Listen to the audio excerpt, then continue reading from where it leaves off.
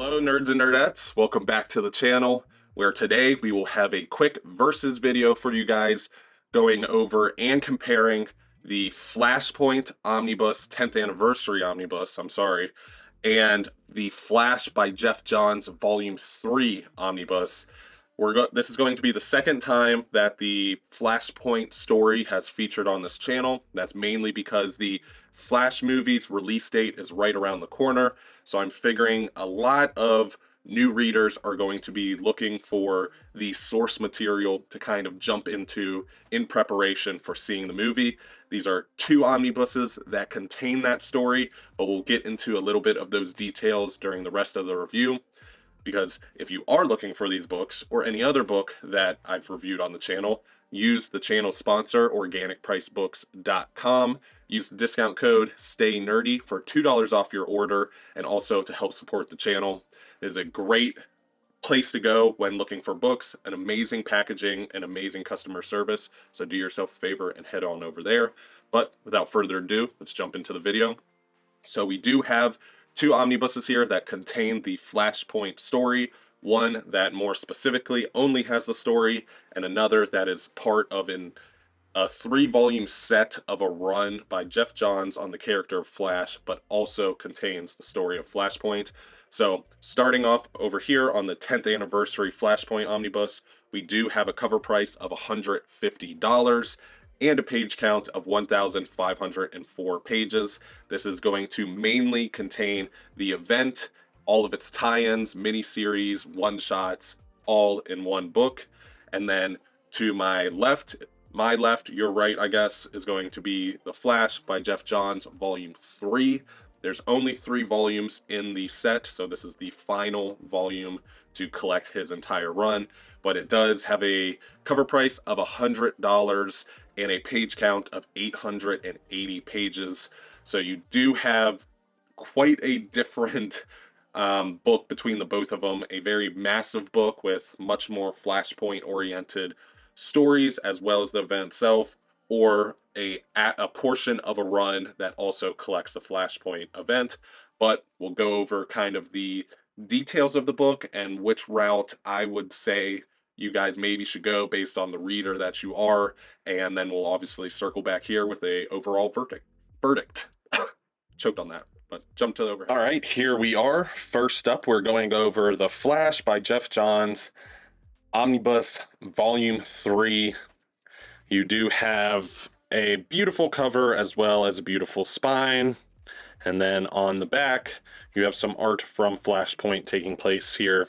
And now let's get under the dust jacket to take a look at the book itself. Now under the book, we can take a look at the inner flaps. We do have some original art. I believe that's Andy Kubert there. And then we have a little bit about Jeff Johns. Not a whole lot pertaining to the inner flaps. Now we can actually get into the book itself. But beforehand, let's take a look at the beautiful wraparound cover. Absolutely beautiful art by Francis Manupal, who's going to be one of the primary artists on this book. But getting into the book itself, we do have, of course, a title page. This is a volume 3, so there are 2 omnibuses that come before this. You do have, obviously, writers Jeff Johns. You do have some by Sterling Gates, but primarily by Jeff Johns. And the 2 primary artists that you are going to have is Scott Collins, Francis Manupal. You are going to have Ethan Van Sciver during the Rebirth issues, and also Andy Kubert during the Flashpoint issues. This omnibus, its highlight is that it covers more than the Flashpoint story, but let's get into the omnibus while we talk a little bit about that. We do have a table of contents and make note of actual page numbers here, so you can actually keep track of exactly what you're reading, unlike the Flashpoint Omnibus, which we will touch on when we get to that. But flipping into it, just taking a brief look at some of the art. So I do feel like the highlight of this omnibus compared to the Flashpoint Omnibus is you do get a little bit more of the build-up leading into Flashpoint, but there is some slight required reading jumping into this, unlike the Flashpoint Omnibus. I do think it probably lends greatly if you have read the Final Crisis event and you kind of know where Barry Allen is at this point, why it is prominent that he is wearing the Flash costume again, which obviously, to avoid spoilers, I won't go too deep into. You do have the rebirth kind of storyline that fleshes out Barry Allen for those of us that really know nothing about Barry Allen, because he hasn't been in comics for decades at this point. Um, I do think this succeeds better than the Flashpoint Omnibus when it comes to the fluidity of reading, because you do have the build-up of Flashpoint, the lead into Flashpoint, and the Flashpoint itself, as well as a little bit of a wrap-up at the end. And honestly, I think that is awesome. The only, I guess, trade-off is that obviously this is a volume 3, so people will be very compelled to go after volume 1 and 2, but in all honesty, I don't even think that is necessary. Obviously, if you want to complete the set, then that's probably a decently good idea, but when it comes to the story itself, this does take place a decent amount of time after volume 2, so I don't think you necessarily need volume 2 to understand the contents of this book. Probably the only thing really that's required would be Final Crisis, but even then that's bordering on not really being that required. Now, the catch between the Flashpoint Omnibus and this Omnibus is this actually does have multiple events inside. This does have Blackest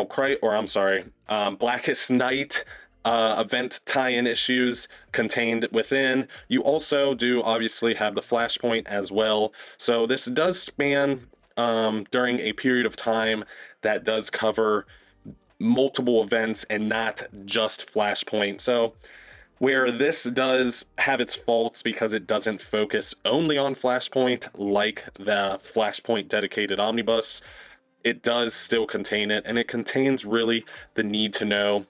The only real drawback if you're buying this omnibus to get the Flashpoint story is that, unfortunately, it is in the later half of the omnibus. This is probably, I want to say, 3/4 in, if not more. You get the first issue of Flashpoint. Now, you do not get any tie-ins, unlike the Flashpoint 10th Anniversary Omnibus. You are getting the main event taking place, the issues that are required to cover the story of Flashpoint, and that is it. Do you get really much closure pertaining to the run or the story of Flashpoint? No more or less than the Flashpoint Omnibus offers. It gives the exact same ending and pretty much wraps up with the exact same issues. So you're not getting a whole lot. You do get a little bit of closure at the end, like I said, because of these panels here that do take place, but you are not getting much more than really exactly what's needed for the Flashpoint event. While the Flashpoint Omnibus, obviously, you're getting the same issues as well as some of the tie-ins, but we'll go a little bit into those details once we go to the Flashpoint Omnibus, which we can jump to now. And here we are, the Flashpoint 10th Anniversary Omnibus. I'm not going to go too into depth about the outside of the book, because I did recently do a review on this book. This is the second time in a short period of time that this book is appearing on my channel, so I can leave a link up above for the actual review itself, but we can jump into the book itself, which here we are under the dust jacket and jumping into the book. So as you can tell, I can grab the Jeff Johns real quick. Hold on. One of the plus sides of the Flashpoint Omnibus here, compared to the Volume 3 of Jeff Johns here, is the thickness. You are getting much more bang for your buck in the Flashpoint Omnibus compared to Volume 3. But this is an event omnibus, so you're getting all the tie-ins, and there's a little catch to how those are collected. Okay, getting right into the omnibus itself, I do not think one is built in a superior way compared to the other. They're very similar, kind of standard DC omnibuses. I do think this is more stylistic aesthetically when it comes to its color palette and things like that, but really that's the only catch. But this is a 10th anniversary omnibus. Now, getting into the contents here, which is a little bit generalized if you aren't kind of noticing already. We just have a list of stories that are collected in this omnibus. It does not necessarily tell you where these stories are collected, where they are in the omnibus. It only tells you the title and the writer for it, which is definitely a huge downside. As you can tell, there is a large amount of issues in this omnibus, so to just put the titles and the creators with no page numbers, no amount of issues, no nothing, just the names, is definitely not helpful when it comes to the table of contents. It makes navigating the book a huge drawback of the book. Now, if you're reading from cover to cover and you're not necessarily looking for anything, it's probably not going to hinder you too much, but most people do kind of like, especially an event omnibus, to bounce around between tie-ins to the main event, to kind of get more of a cohesive story, and you cannot do that in this omnibus, unfortunately. It is much harder. I guess you can if you really know what you're looking at, but it is not simple. But getting into the first issue, so you do have a little bit of a lead up as well going into Flashpoint, as well as the Flashpoint event. So both omnibuses do achieve that within themselves. Now, pertaining to the creators on the book, you do have a much larger roster of creators on the Flashpoint 10th anniversary omnibus because of the amount of issues that are being collected. You're going to have a lot of juggernauts from the craft making an appearance and kind of telling the story that they want to tell in this universe. I would say the little bit of a drawback for that is that the Flashpoint universe is not it's kind of an event only built world, so after the event wraps up, you don't really see these characters, this world, anything about this event again until much later, kind of closer to modern day. Now we have had Jeff Johns kind of rehash this world, but honestly, you're not getting much out of the tie-ins because of the fact that the world does not make an appearance again, really. But it is a very amazing world that they did build, and it's very impressive how much time, effort, love that they put into building this world despite its short tenure during this period of time. Now, the probably biggest catch pertaining to the omnibus itself, which a lot of people do have a fairly large issue with, is once you get kind of past the prologue issues, you do jump into Flashpoint issue 1, and then you do wrap up with issue 1 and immediately jump into a tie-in rather than jumping to the next issue of the event. And then only after one of the tie-ins, which is a Booster Gold tie-in, you then get issue 2. So a little bit of a hindrance there. Definitely separates the fluidity of the reading of the event in general. So that's definitely something to keep in mind. I know some people have issues with mapping when it comes to the tie-ins, like putting the tie-ins where they would happen chronologically, but the mapping in this book is quite literally all over the place. You do have the event taking place, then tie-ins, then more of the event, then more tie-ins, and then the event, and then etc., etc. Pretty much rinse and repeat until the end of the omnibus. Sometimes having 5 to 6 issues between an issue of Flashpoint, the event itself. So definitely a little bit of a hindering when it comes to the fluidity of the reading experience, unfortunately. Now, like I said, if you are a fan of world building and kind of knowing every nook and cranny and detail about a world and a story, this definitely offers it much more than the Jeff Johns Volume 3. And it is all Flashpoint specific, unlike the Jeff Johns Volume 3 that has 2 other events that are taking place inside the omnibus as well as Flashpoint. So if you do want to kind of get the gist of the Flashpoint story, I would probably say lean more towards Volume 3. But if you want just a hyper-focused Flashpoint story when it comes to every story that is being told, then this is probably going to be your best bet. I am a sucker for events and tie-ins, no matter how pointless they are or how loosely connected they are. That's just the type of reader that I am personally, hence why I got both. But I definitely think if you're somebody that wants all the details, all of the backstory, all of the world building, lean more towards the 10th anniversary. But if you just really want the event itself and a fluid reading and comprehensive style of story going through an entire run, then probably Jeff Johns Volume 3 would be the safer bet. The best way I can kind of break it down, if you really are a veteran of collecting comic books and you want every issue that has the connection of Flashpoint, pick up this. If you just want to read Flashpoint so you know what you're going into, entering into the New 52 era of DC, then get Volume 3.